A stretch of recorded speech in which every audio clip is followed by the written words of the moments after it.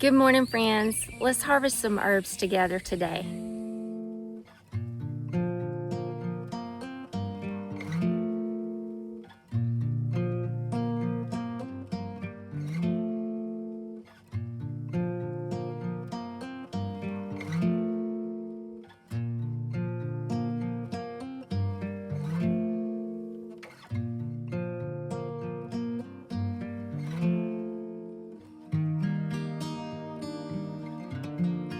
I'm Tracy and welcome to Just Dig It Farms. This is my potager garden and this is where I grow all of our herbs, vegetables, fruits, flowers, roses, everything that I can possibly grow in here. It is a bountiful garden full of beauty and full of food and full of medicine for my family. So welcome to my potager garden today. I'm glad you're here, friends.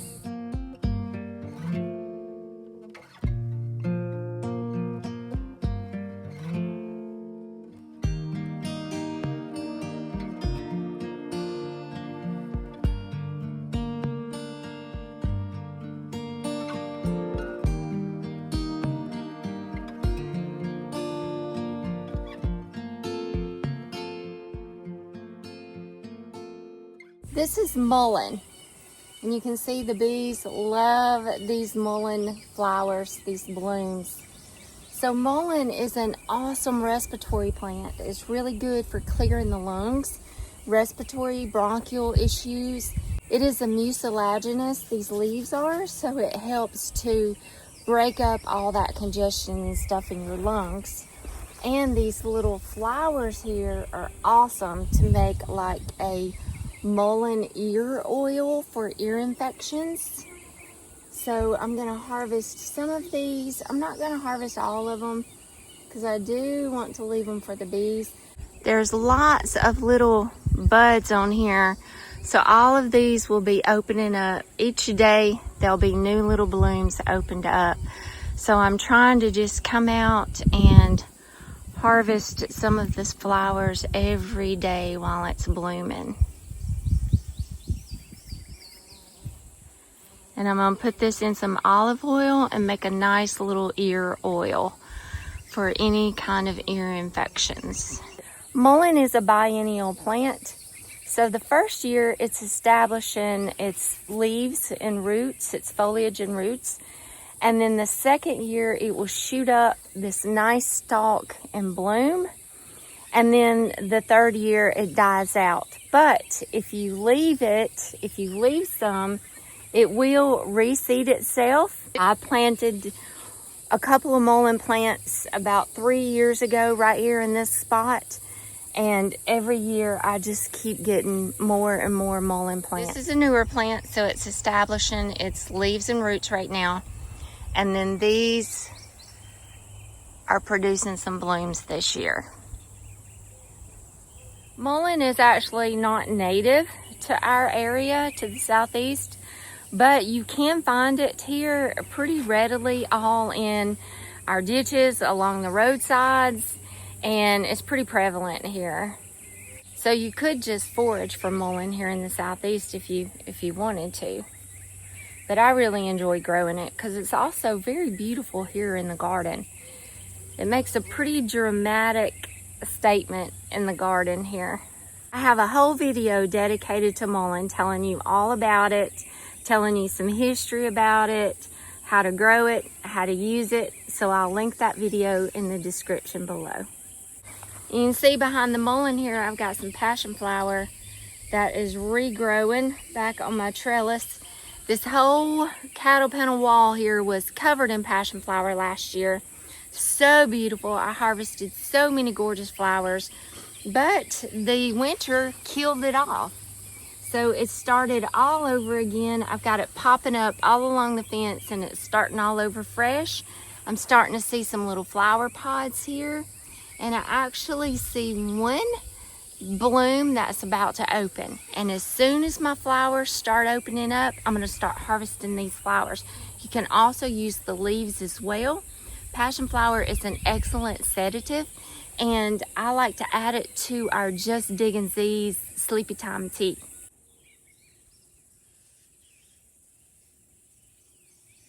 And right below our mullein, I've got some yarrow here.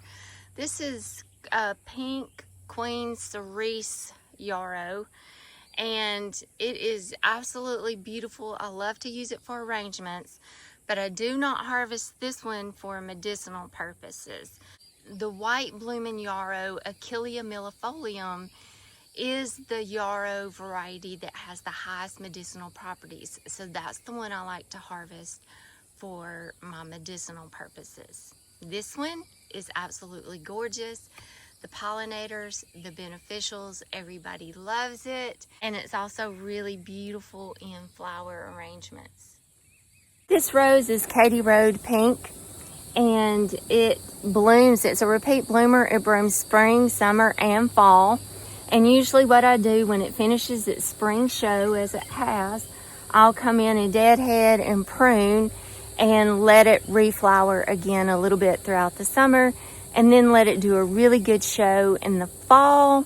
And then I don't deadhead, and I let those rose hips develop and harvest them in the fall. But this thing is loaded. It's some really nice rose hips developing here, and I need some rose hips, dried rose hips. I'm out, so I need some. So I think on Katy Road, I'm just gonna leave them and harvest these rose hips earlier this year, and then maybe I'll be able to get a, here's a passion flower growing in here. Maybe I'll be able to get, that's passion flower popping up everywhere. Maybe I'll be able to get a good harvest of rose hips, then prune it back, and then get a fall show. I'm gonna try that this year. This is Motherwort, or lion's tail, because it kind of looks like a lion's tail. This is the herb for mothers, all things for mothers. And I've got plenty of tincture made up of Motherwort left over from last year. I'm not gonna harvest this today, but I will come back in a few days and harvest this. I've got a lot of other things I want to get harvested today. Growing up the wall here is hops.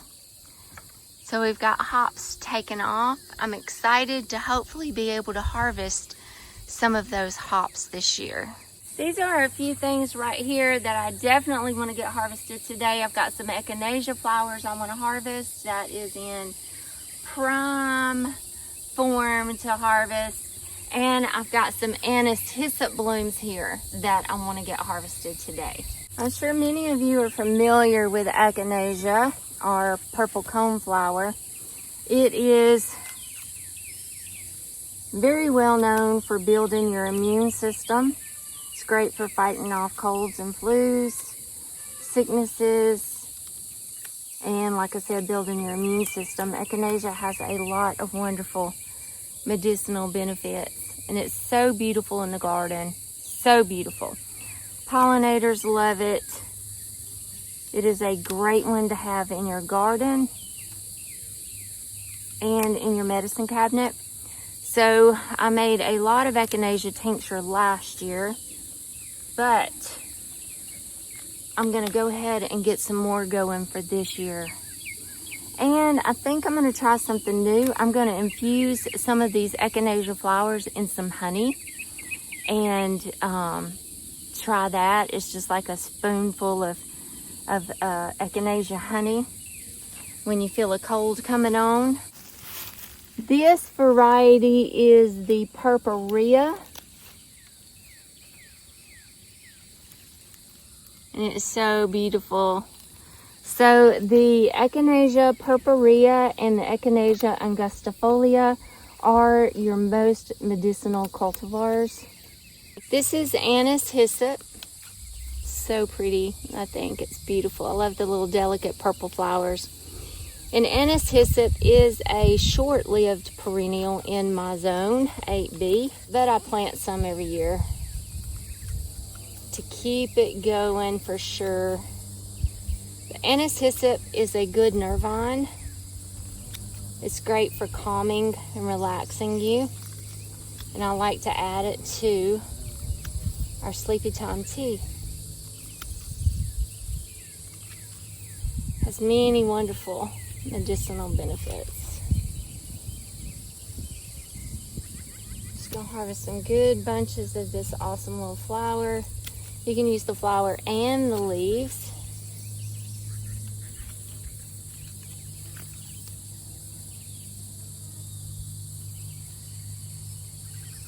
The bees aren't gonna be happy with me for taking some of their blooms here, but I am gonna leave them some. And I've got this beautiful plant all throughout my garden, so there's plenty for the bees and there's plenty for me. Look at this beautiful clump of Echinacea. Isn't that beautiful? I'm gonna harvest a few more of these flowers.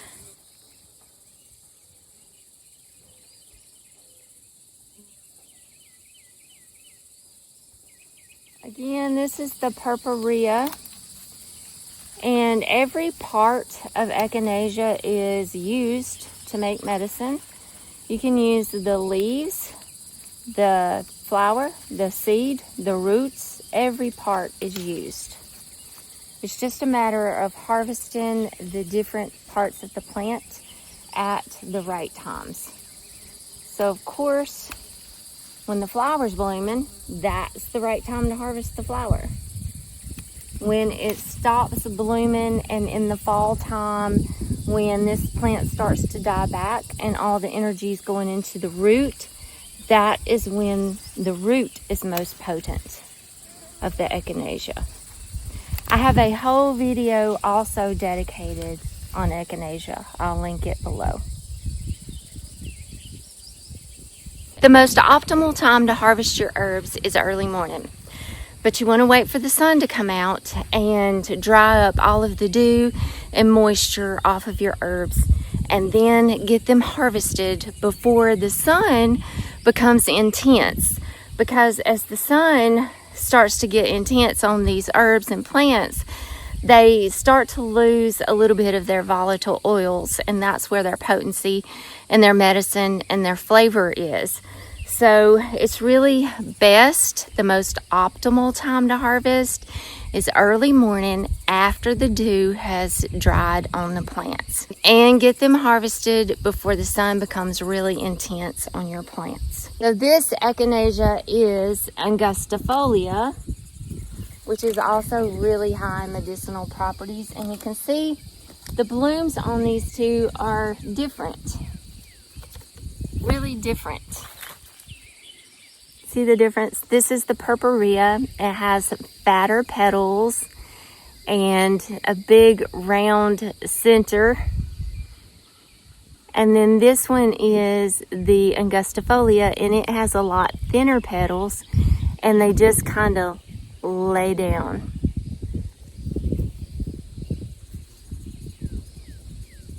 There's all different kinds of cultivars of Echinacea out there. Some really beautiful colors and beautiful ones. Gorgeous ones, really. But these two are the most medicinal. So these are the ones that I grow. Hey y'all, we have a new affiliate partnership that I am super excited to share with y'all about. Tula hats. I know many of you have sent me tons of comments about my gardening hat and want to know where I got it, how you could get it. Well, this is Tula hats, and I have been wearing Tula hats for well over 15 years. I bought my very first Tula hat when I started working at Petals from the Past Garden, Nursery, and Farm for the protection for my face. These hats have an excellent ultraviolet protection factor of 50 plus on the brim. So it really protects your face from the sun. So they're really great hats for the gardener, for going to the beach, for all things out in nature and in the sun. And I love them because they're really cute. They've got some of the cutest styles of hats. And I think I have 5 different Tula hats.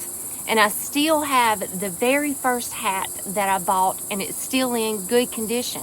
And I wore it all the time when I worked at Petals. So they last a really long time. And they're really not that expensive when you're looking for a good, durable, long-lasting, protective garden and beach hat. Gene wears his Tula hat here on the farm all the time. I wear mine all the time on the farm, at the beach. My daughter-in-law and son who lives on the beach, they wear theirs at the beach all the time. And it's just a really, really great hat, and they're really cute. So many different styles to choose from. My favorite Tula hat is called the Gardener, and that's the one that you've seen me wear the most out here in the garden. I just got this new hat this week, and it's called the Outback Lattice Gambler hat. I think it's what it's called. And it's really cute. I like this style too. Tula Hats is a great company located in Texas. And the fiber that these are made out of is palm fiber that's sustainably sourced in Mexico, but the company is in Texas. And the owner of the company is just precious. I absolutely love them. We've developed a little bit of an online relationship because I've been buying these hats for so long, and I've been talking to her about setting up an affiliate partnership so that we could be able to offer a discount code to you guys, and so that I could give you a link every time somebody asks where I got my hat, where Gene got his hat. So I'm excited to tell you that we are now affiliate partners with Tula Hats. And I have a special link in the description. If you'd like to get one, we'd appreciate it if you would use our link, no extra cost to you, and you'll get $10 off your entire order. If you need a good garden or beach hat, or just a cute stylish hat that you want to wear, go check out Tula Hats. You will thank me. This is Borage, and I have a whole video dedicated to it too, as well as Calendula. So I'm just gonna link my herb playlist in the description, and you can go through and watch all the videos that I have telling you in depth the details about most of these herbs we're looking at today. Borage is an awesome little herb. I love the little blue flowers. Love to use them in salads. They're so cute. And I like to use the flowers and the leaves in my healing salve. It's really good for skin issues as well. A great companion plant in your garden to help with cucumber beetles, squash bugs, and I usually always plant borage alongside of my cucumbers. I'm growing a lot of calendula. I've got it planted all over the potager garden because it is one of my main herbs in my healing salve, in all of my salves. Calendula is included in pretty much all of my salves. So I'm growing a lot of calendula and harvesting it every day. As it blooms, I harvest it. The more you pick these flowers, the more it'll bloom.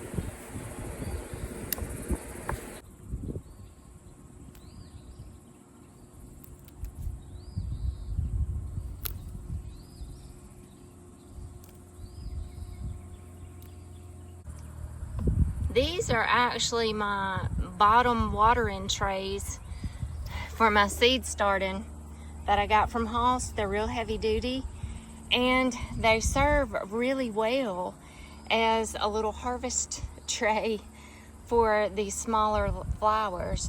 And then I just take them inside and I leave them in these trays and let them dry in here. And this has been working really good this year. I love things that have dual purposes, that you can use the same thing in different seasons for different purposes. And these bottom trays are working great for harvesting herbs and drying them. Okay, we've got more calendula along our new wall here. Got a whole bunch of calendula right here. Oh, and look, my little loofah gourds are coming up. That's gonna be so cool on this new arch entrance here.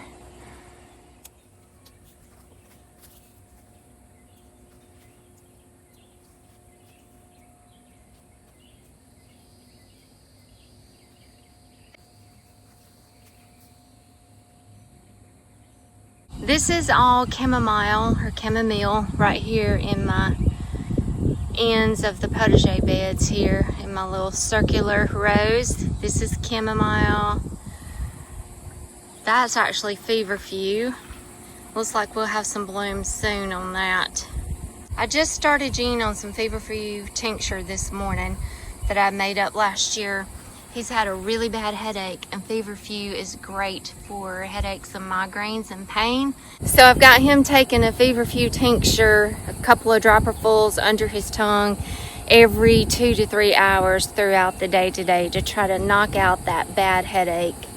And whenever these start blooming, I'm definitely going to make sure I get all of these harvested to make up more tincture, because it is a great painkiller. It does not taste good, a little bitter, but it's a great painkiller, especially for headaches and migraines. So that's chamomile, that's feverfew, and that's more chamomile. And it's just, this bed's just getting ready to start blooming. And this bed over here is chamomile. Most of the chamomile in this bed here is already starting to come to an end.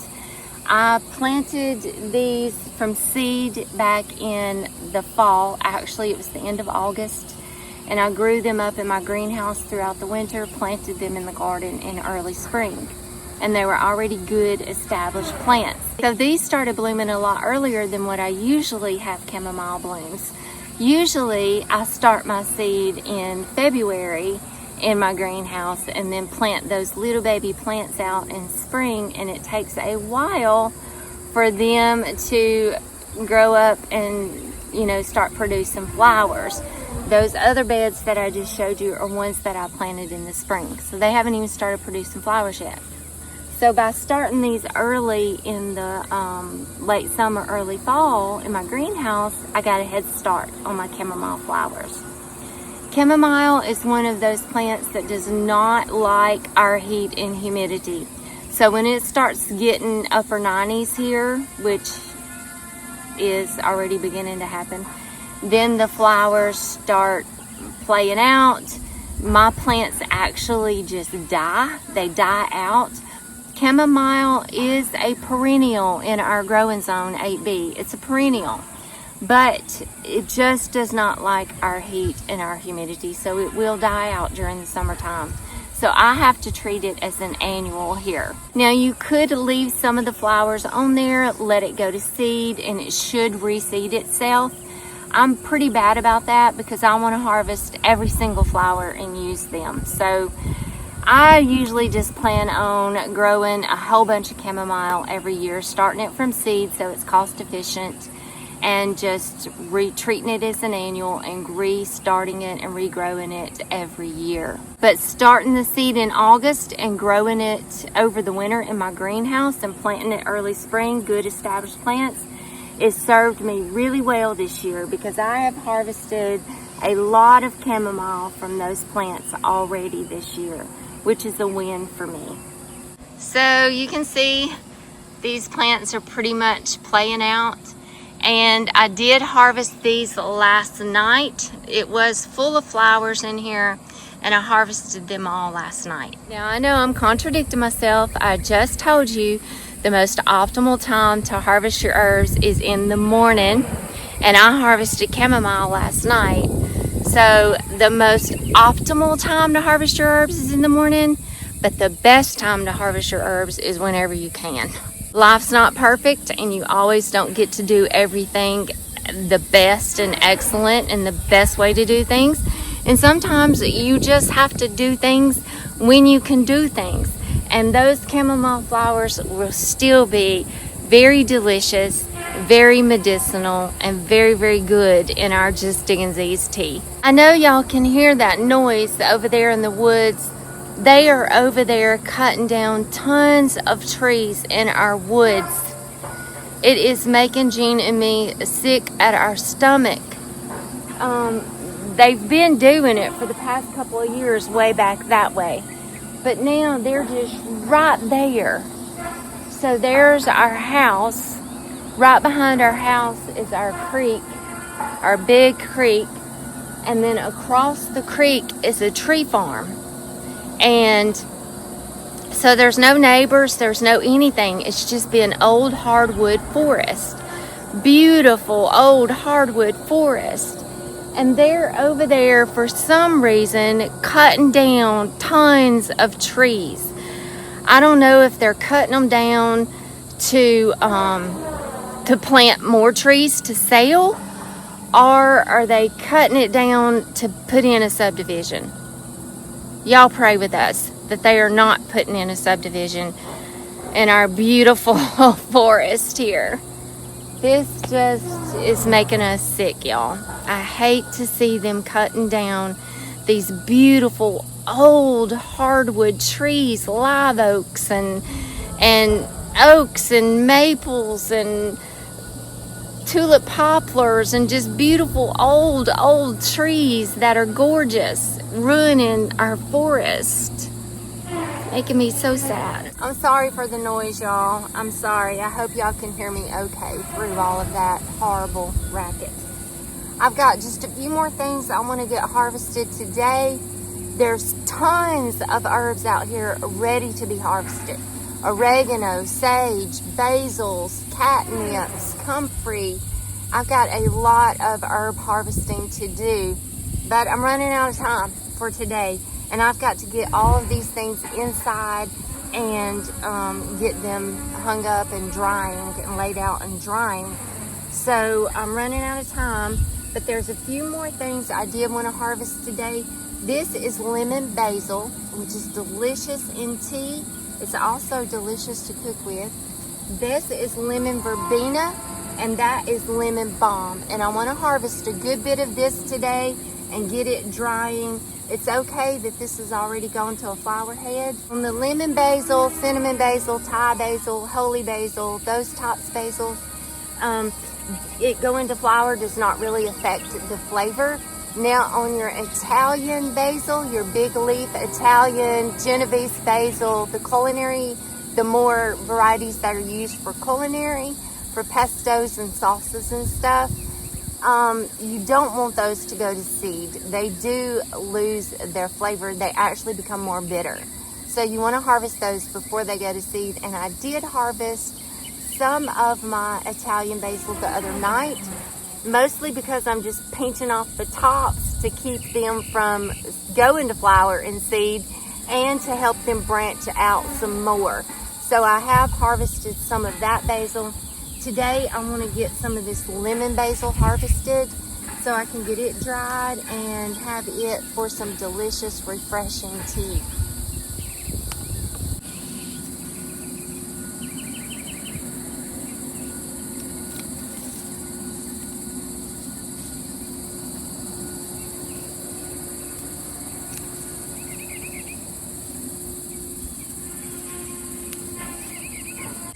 The best way I think to harvest the basil is to go all the way down to where you've got 2 new shoots coming out. And that'll help it branch out.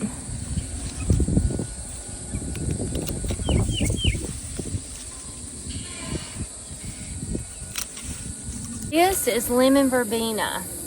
I love to use lemon verbena in my teas and in cooking. And it makes a delicious sorbet ice cream. It's excellent on vegetables and meat. It's great in tea. Has that awesome citrusy lemon flavor. I am kind of pruning it pretty hard, but I am taking it down to where there's new leaf development, so that it continue to grow, and I'll continue to harvest it.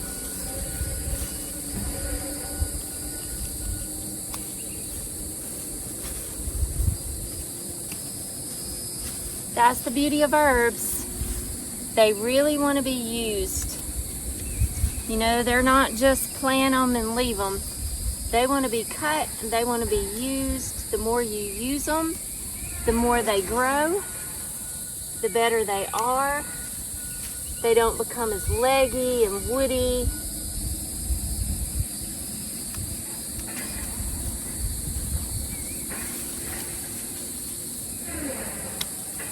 So don't be afraid to cut your herbs and use them, y'all. Look at that big beautiful bunch of lemon verbena, sorry. And one last herb to harvest for today, lemon balm, one of my favorites. The gladdening herb uplifts your spirits, that beautiful citrusy fragrance and flavor. Awesome, awesome, awesome herb. A great calming herb, a great make you happy herb. Really good for upset stomachs and digestion. So many wonderful benefits to lemon balm. And I think I've got a whole video dedicated on it too. Like I said, I'm gonna put my playlist in the description.